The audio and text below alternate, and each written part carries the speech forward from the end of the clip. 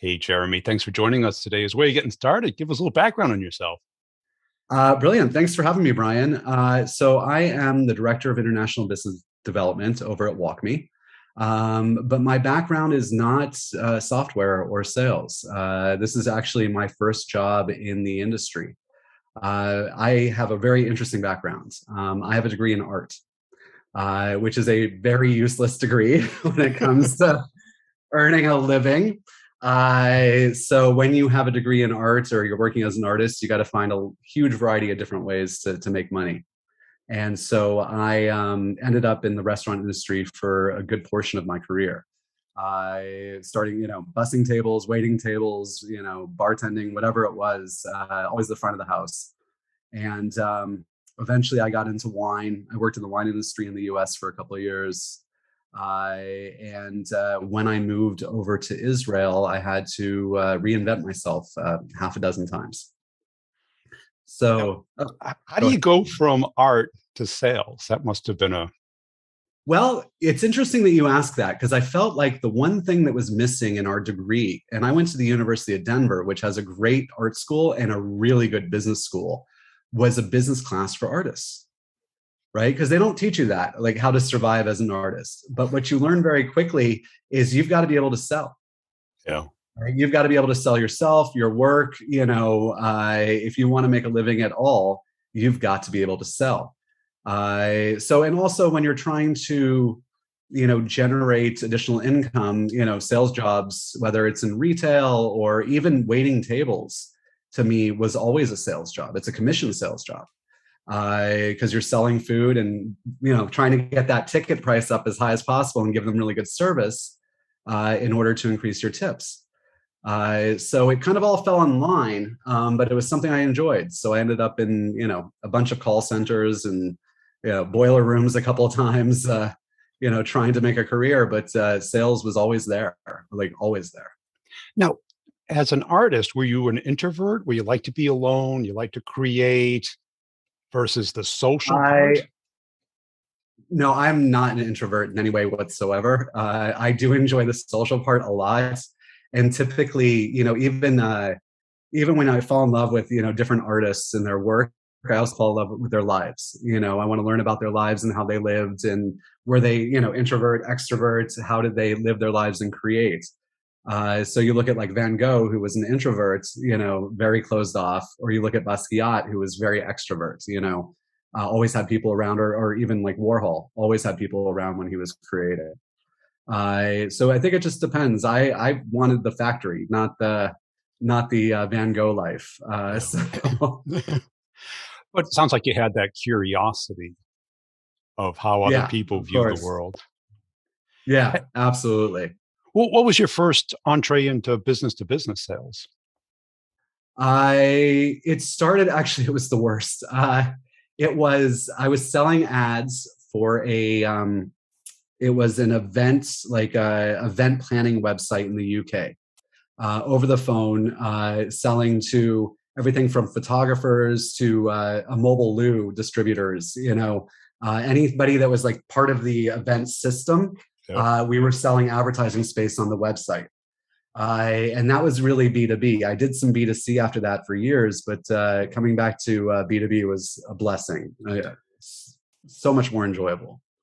And how did you convince the people in a software company to give you a chance? So that's a story unto itself. It was so I was done. In Israel, it's really tough to make a living as an English speaker. My wife is Israeli. Okay. I lived here as an artist in my early years. I left. She followed me back to the U.S. And then after our child was born, we moved back here. And so trying to make it as an English speaker, it was lots of call centers, lots of scammy businesses, really unpleasant places. And after the last one, I'm like, that's it. The only way to make a living in this country as an English speaker is to work in high tech because it's very English based business. So I applied to every SDR, BDR, entry level, AE, it didn't matter, like role I could find. WalkMe was the only company that called. Wow. And I went through the full process, down to references. And and as I understood the process, once they ask for references, it's basically a done deal. And after that, a week later, after giving references, I get an email. Thank you for applying. We're going to go another direction. I was like, I was crushed, like absolutely crushed. And after yelling and screaming and probably breaking a couple of things, I went back to my computer and sat down and reread the email. And I said, wrote back to the recruiter, and I said, "What happened? Like, this is the direction I need to go. But I need to be, aware of what went wrong in the process so that I can, not encounter that again." So they wrote back in an email and they said, we're looking for somebody a little bit more junior. I'm like, well, that's an opening. I can do that. So yeah, so I composed this email, about I thought that my experience, as variety as it was, would be a great value to WalkMe. I thought that this would actually would help me and not hinder me. I'd ask you to reconsider. And my wife read the email. She goes, "No, babe, nobody's going to hire a 42-year-old SDR." And so yeah, there's validity there. I would, but that's a different story. We can talk about that in a little bit. And I signed it. I ask you to reconsider. Sincerely, Jeremy Levine, forever young at heart, with a winky emoji. And 10 minutes later, they called back. They said, "Okay, we'll have a contract for you on Monday. You can start right away." I didn't even know what I was hired for. It was like SDR. I didn't know if it was inbound, outbound. I came in, I signed the contract, barely even read it. I was just like, get me out of like whatever I was in. And they're like, "Okay, what am I doing?" They're like, "Outbound." I'm like, "Thank you. Perfect." And I think it's part of that, fight back that, really makes a good outbound worker for sure. And what was the first year like? The first year was really interesting because I came in. It was very immature what they were doing, as far as like the outbound components. It was brand new. Most of the people that were doing it were very young. They'd never done before. It was like one of those things where they were kind of guessing along the way, right? And the manager that hired me, she went on maternity leave within a week. The kid that was my team lead, I guess, basically said to me, on the first day, he's like, "Well, I'm not going to be doing this job anymore. I'm going to be an AE soon." I'm like, okay, great. And, and I just want to be good at the job. And I want to prove to them, to WalkMe, they didn't make a mistake. Right. Because I'm so afraid. I had such a rough time the first decade I was in this country. Trying to make it, that I was so afraid. I felt like I was walking on eggshells the whole time. Yeah. So I just wanted to stay in line, learn the role, and do the best that I could. And that's when I learned about change management. Literally in the first month, they changed VP sales. I was like, you learn the whole gamut of like what happens when that goes, AEs that are out, new AEs come in. And they also brought in this amazing BDR leader, an American who lives here, a gentleman named Joseph First. And Joe came in and he had years of experience doing this and basically came in to build the BDR org. And he kept me. And I even remember like the first month sitting there, he didn't speak to me for like the first couple of weeks. I was, I guess getting the role and observing everything. And finally he calls me into a one-on-one and I'm not even sure if I have a job anymore. And the first thing he says to me is like, "I bet you're not even sure if you have a job anymore." That's an opener. Yeah, like a little nervous there, Joe. Yeah. He goes, "I'm keeping you." He's like, "I want to make this very clear. I ran the numbers. You were our top performer and you were only here for 5 months."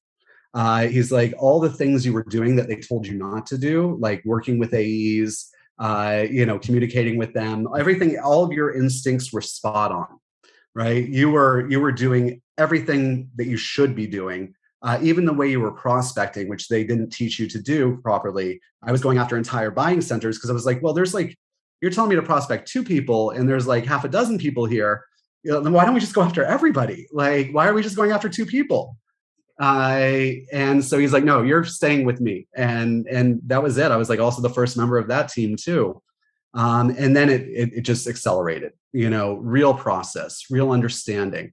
He brought in outreach, like real tools to use. And it was game changing. And it was, every time I spoke to him, now we speak in acronyms all the time and letters and, but I'd never encountered that yet. So it was like all of that just coming at me in a million miles a minute was amazing. Where did you get the instincts to do what you did? Was it from being a server in the hospitality space? Because that you have to think on your feet, you have to empathize with other people, you kind of got to sense what's going on. I think it's a wide variety of things. It's I always said when I was younger, I'm a jack of all trades, master of none, right? Because I did so Sales, many right? Yeah. so many different roles that I was involved in. I ran a magazine for a bit. We did this for a little bit, and I'm a very logical person when I look at things, and it was just logic, right? It's like, this is not logical the way we're working. Why are we not working this way? And I think the other experience was when the new AEs came in with the new VP, that was Shane Orlick, who's our CRO now. Yep. When Shane came in and brought these new AEs with him, I reached out to them, to see if I could work on their accounts. And they're like, yes, please. And I'm like, well, where else can I work? And 5 minutes later, I've got an inbox filled with accounts. And so that was also a little bit of a pusher, was also learning from those really experienced American AEs. Yeah. The Israeli AEs didn't want anything to do with me. But the American ones were just like begging for help. And that was also what I realized. And the big difference is a lot of those AEs that I first encountered are still with WalkMe. The American ones that came in with Shane, none of the AEs that were in the Israeli org are with us at all anymore, not one. Because I got to imagine back then, 5 years ago, that the sale was very different than it is today. The brand wasn't recognized. The problem was the solution wasn't. It was, well, we were selling to the use case, right? There was, WalkMe. And also this was when I joined is when we coined digital adoption platform. Right. And we built that category. And that was another thing that was really funny on the phones, because I would call people up and I was sitting with all these, SDRs. And this is Jeremy Levine from WalkMe, the digital adoption platform. And why are you saying that? Nobody knows what it is. And I'm like, that is why I'm saying it. Do you guys not understand what we're trying to do here? Right. They're like, it was brilliant. They're building a category. Like, do you not understand how budgets work? Or, Yeah. So in the beginning, the elevator pitch, it was, we had to explain what WalkMe was, right? And a lot of times, and we were selling demos as like BDRs and SDRs. So that's what it was. Now today, the big evolution is we're not selling demos anymore. We're doing pure discovery to see, really dig in what the needs are of the organization, where their pains are, and then how WalkMe can apply to that. And that's the big shift, I think, over the last 5 years, is to get away from trying to explain what our product is to more explaining what the value of the product is. Yeah. And then you moved into leadership? Yeah. It was so it was about 2 years in. I was trying to figure out, I think a 2-year shelf life on a BDR is about what you can get. Yeah. And that's pushing it. Because it's monotonous work, right? And what I tell my teams is always like, listen, pick up the phone, right? Dial, because it's going to break the monotony, right? The research and the phone, that's what breaks the monotony. The emailing and the customization and the constant prospecting, that becomes very monotonous. So in order to get around that, pick up the phone and dial, right? That's the core message there. Somebody. Yes, yeah, because you never know what you're going to get on the other side. So I was trying to figure out what to do. I was, interested in high-level business development because I love this field, doing partnerships and stuff like that. But channels is really hard to break into. And it's, it's something I'm trying to explore now. How do we create a career path into channels? Yeah. Because there's nothing like that. And I figured maybe I should be an account executive because, because maybe that's that would be part of the rounding myself out to understand the process of pushing an opportunity through an organization. And so I did a little bit of like a hybrid role for a short amount of time, but then my manager became a director, and he's like, I need a manager for the BDRs. Do you want it? And I, was like, AE, really unstable, not really sure if, you'll keep your job if you're not selling, versus manager. I'll take manager. Like, I've got 2 kids. and it was just fit. I love it. I love leadership. What do you like about it? I like impacting people's lives. Yeah. That's actually everything I'm about these days, is just how I can impact my people's lives. It's funny, going back to what you're talking about earlier, we said we wouldn't hire a 42-year-old BDR. I'll hire a 42-year-old BDR in a heartbeat. I'll hire a 50-year-old if it gives them the opportunity to create a new career path. It's especially, and this is more about being in Israel, because we have lots of immigrants, lots of different backgrounds that are, trying to build lives here, that speak different languages. And because we're working EMEA and APAC, we're, constantly, different language skills across the board. Yeah. So I've taken like a school teacher from the UK. She's a math teacher, one of my top performers. One of my newest is a woman with 7 children, just crushed her number, hit her target today, the 4th day of the month. It's her 5th month in, I think, into her role. She was in nonprofits for 15 years, right? It's impacting their lives and giving them opportunities to build new careers and be comfortable in a country that's really hard to live in. Because at least in the US, what people are doing is hiring people right out of school, become sales development reps, grind them, take the people who have never talked on the phone and make them talk on the phone all day. Well, so this is my new mission, especially in the US. I wrote an article a couple of weeks ago on LinkedIn, and the title of the article is Why I Think Servers Would Make Outstanding BDRs, right? We have a really interesting thing happening today, right? You've got the Great resignation taking place all over the world. People are leaving their jobs, and the service industry in the US is getting hit horribly. And there's a good reasons why. $213 an hour, right? Unstable work, no healthcare.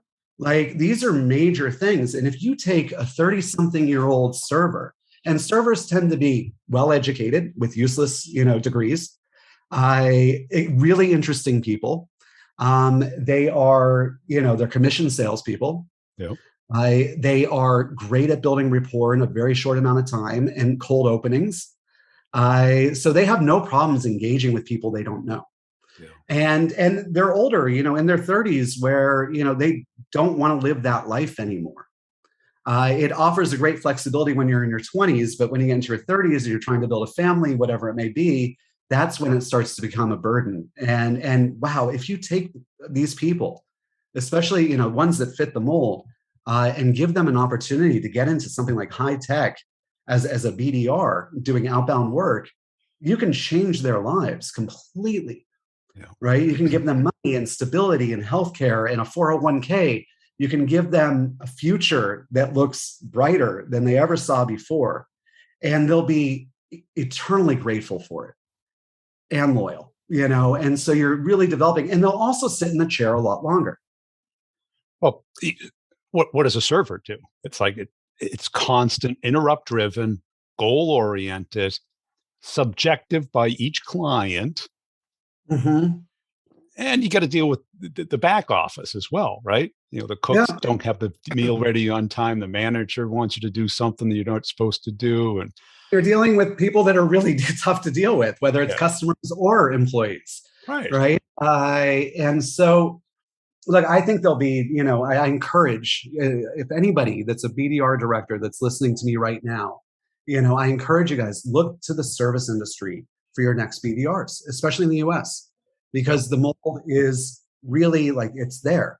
And these people, and you'll get them to sit in the chair a lot longer.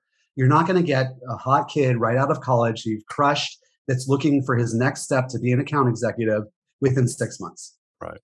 I've crushed it for the first, quarter. I'm ready to be an account executive.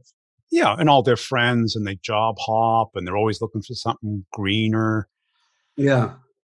And you have their manager who's always given them that insecure, are you making your KPIs instead of, are you learning how to sell? Yeah. Yeah.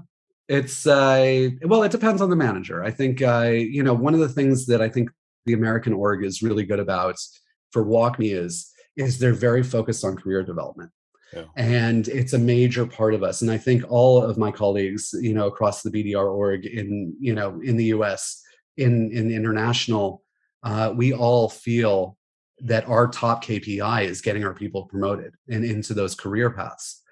So we do build a lot of foundation for that with certification programs into an AE, into a CSM, into a renewal manager, working on solution engineers. We had somebody, one of my members went to a digital adoption consultant and services.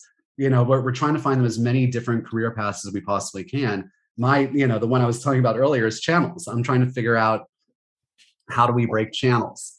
Yeah. And so it depends on the org, I think. But I hope that there's enough like business development leaders out there that are feeling the same way. They want to get their people promoted, right, and get their best people out there. Well, I said I hope. Yeah, because it becomes self-defeating, right? Because you're building someone else's team constantly. To a degree, but I think it also sets a precedent. Yeah. And you can get a lot of, when newer reps see the success of the reps that are moving on, they want to perform at that level too. So it can be inspirational if it's presented the right way, if it's celebrated, right? I think there's a story. There was a sales director here was asking me for a BDR to do an AE role, and he asked me for a specific person. And I was like, no way, you can't take her. Like, she's my least performer. I'm not going to let her be promoted above people that are top performers. If you want to take somebody, take my top performer. And he looked at me and he's like, seriously?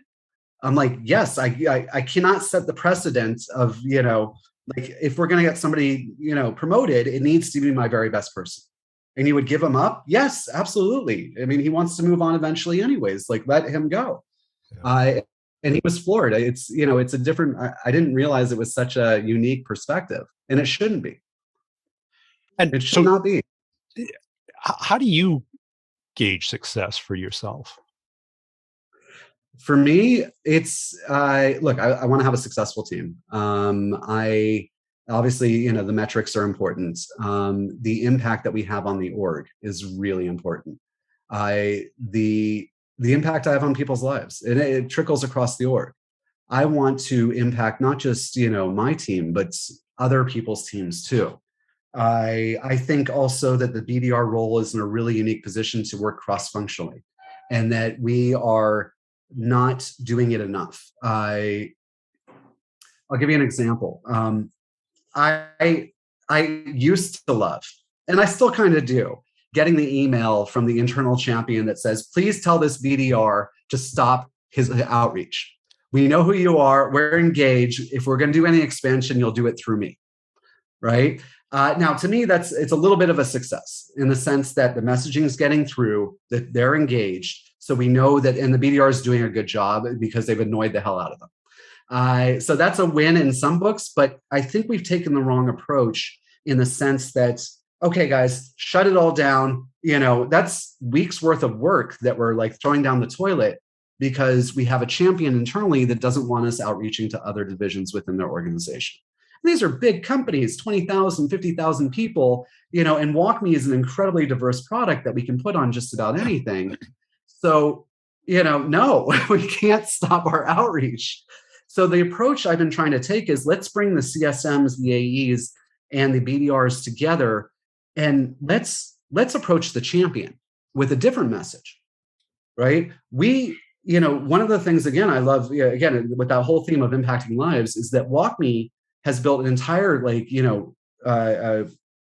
group of professionals that are dedicated to our software, like being builders, project managers, centers of excellence. It's this huge new DAP profession that's popped up, and the people that are deploying WalkMe are winning awards.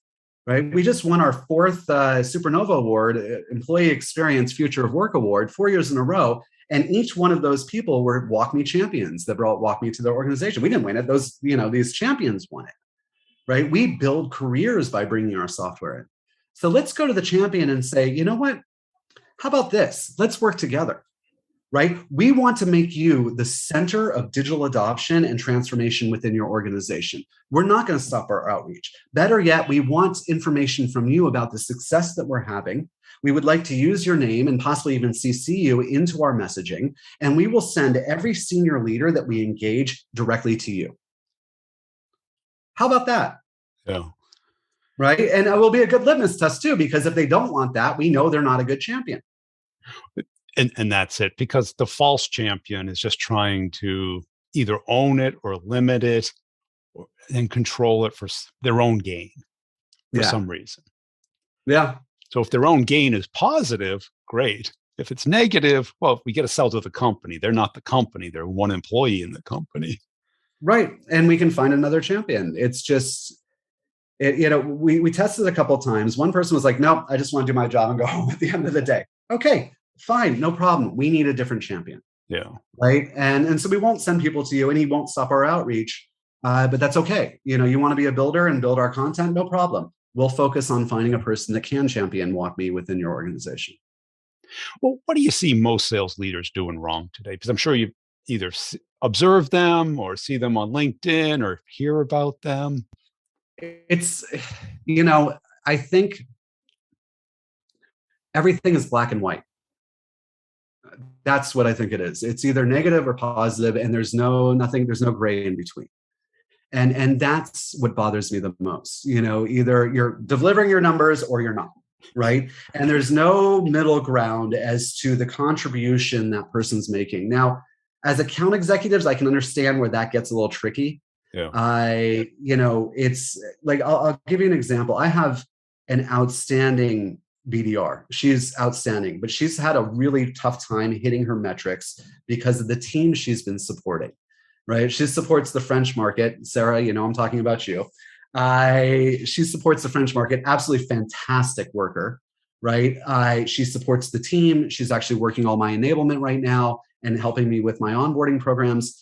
And, at the same time, she's had more changes of the guard within her org, supporting that French team than any other person. And with that constant change is a constant reset, right? So it's hard for her to be successful, even though if she had a stable team, she would be incredibly successful, right? With the constant change of AEs and, personas within that little org. And I can't judge her on metrics alone. Right? It's not a black and white situation. Well, that's it, because the metrics, activity is a great ingredient in sales, but it's not the only ingredient. Well, in sales, yes. Yes, agreed. I think the one thing that makes the BDR role unique is that it is an activity-driven role. Like, I always remember the video of you with the make more calls video. Yeah. And it was so true. When it comes to an account executive, making more calls is not necessarily going to close business. But when it comes to a BDR, making more calls, sending more emails, prospecting more people will actually lead to more success, right? And it's the only role where we can say that's true. Yeah, but I mean, how about somebody who's really good with people? Again, if they were not, look, there was one of the best guys I ever worked with, no longer with the company, but his work was outstanding. We called him a sniper, really focused in on the right person. When he brought them in, they were highly qualified, highly, really solid opportunities. And he had an amazing close rate. But he was hitting 60% of his target, right? Because the volume wasn't there. Yeah. So he needed to do more of that, or break it up a little bit more and do more what I call tactical work or machine gunning work to balance it out so that he could get hit the numbers, right, of the requirements of the org. We still have to get pipeline in to close business. If we're not bringing the pipe in, we're not doing our jobs. And even though his pipe was highly converting, it still wasn't enough to compete, with the rest of the org. And we couldn't deliver for that, for that country that he was supporting. And why don't you think most sales leaders don't care about the quality of the sales reps' lives? I think that varies. But they're focused on themselves a lot of times. Yeah. You know, I just care about people a lot. So I don't know how else to put it. It's just part of who I am. You know, we call it emotional IQ, whatever it may be. Yep. You know, mine's through the roof. I get very, very defensive of my people too, and so you know, I don't know how unique that is within the organization, but I also know there's quite a few leaders I've come across that they care about themselves, right? And their success is based off their people's success. And so they drive a good team, whether it's positive or negative in their ways, but their focus is on their own achievement of their team, right? And so it's less about the quality of the people's lives. And I've seen it in the org, a couple of times in different divisions, not necessarily sales. It could be in a lot of different divisions, but in the sales realm, in the customer realm too, I guess. And if there was one skill that you wish you had more of, what would it be? Um, Actually, when it comes specifically to my role right now, I wish I knew the product better. Really? Yeah. It's that's the one thing I feel like I've sagged on. I wish I could build WalkMe better. I wish I could build the content better. I wish I understood the product a lot more. And it's just it's a capacity thing. I don't have capacity to learn it. It's just too Yeah. much. And what advice would you have for like that BDR manager out there who maybe either got promoted or is just taking that responsibility at a startup like yourself, where it's a new category? Listen to your people, Yeah. right? That's the most important thing. Like really, really listen to your people. Okay, because if you listen and they know you're listening, they're going to open up and tell you about what's working and what's not, right? And that will give you a foundation to move forward, as far as, putting your own print on your team. Yeah, I learned this a while ago, but, tell me how you're doing. Tell me what's on your mind is the best way to open up a one-on-one. Because the minute you open that up, it's like they'll tell you what's on your mind. And then you just say, what else? And what else? And once they realize that you're listening to them, write things down, of course, like keep a pen and a paper, show them that you're listening and taking notes and that what they have to say is important. But more important, if you are listening and if you are taking notes and you're taking it to heart, what's impacting your people, you can impact them back, right? And better their lives and better their experience so that they give you more, right? And that's what you get in the end, right? You get high performers. You get people that will be bent over backwards to give you everything that they've got. And it's amazing, right? And sometimes you got to tell them, slow down, stop. Like it's too much. Go to your family, like take a break. Well, it's that aggregate of all of their insights, their ideas, their experiences that helps the leader kind of determine what's the best approach. Yes. Yes. And listen to your instincts too, because it will, if you've got, I would hope that you'd have good instincts, but, there's a lot of times, sometimes what you're thinking is exactly on point, and play it off other leaders too. That's the other key to success is building those relationships across the org, maybe not even in divisions that are relevant to your role. But as the organizations grow and you've got 1,000+ people in the organization, you started when it was like 500 less. Those relationships will come into play when it comes to leading your people and your team and being successful within the org. But listening, I think, is probably the best skill you can have as a leader. There's not much else beyond that. Well, there's a lot else, but yeah. Cool. Hey, Jeremy, appreciate your time today. Where can people go to connect and follow you? On LinkedIn, easiest place to find me. LinkedIn, Jeremy Levine, WalkMe. There's a few Jeremy Levines, but I'm the only one from WalkMe.